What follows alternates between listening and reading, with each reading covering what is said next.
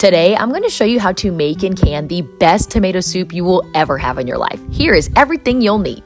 4 cups of pureed tomatoes, any kind of tomato will work.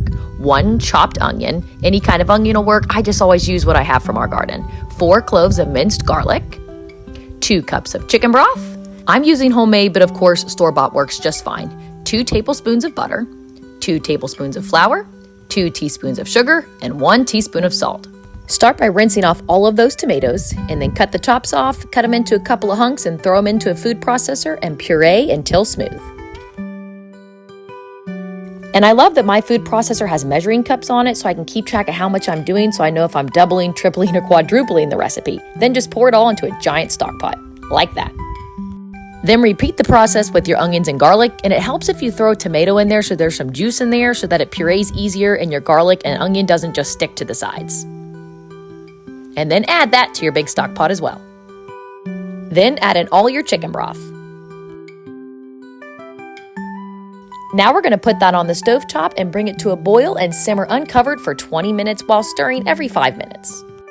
Now that's done, so we're going to make our roux in another big pot. Throw in your butter, and while it's melting, add your flour and whisk together until it makes a paste. That's your roux. This will help thicken up the tomato soup. And now we're going to run all that tomato mixture through a food mill right into that roux to remove the seeds and skins. And make sure to whisk it in as you go so there's no chunks of flour left in. Look at how perfect this is. And if there's still chunks at this point, just use an immersion blender to make it completely smooth. Now we're just going to add that salt and sugar and it's done. And it's time to can it. Let's fill those jars. Wipe those rims, add your lids and bands, and you're ready to pressure can. This recipe must be pressure canned because it has flour and butter, but if you want to water bath can it, just thicken it up with tomato paste instead. Pints and quarts are going to pressure can at 10 pounds for 15 minutes. And that's it. You just made the absolute best tomato soup you will ever taste in your life. I'm sorry, Campbell's, but I'm telling you, this stuff is so good. Of course, the full tutorial's on our YouTube channel. You got to make this. Happy homesteading!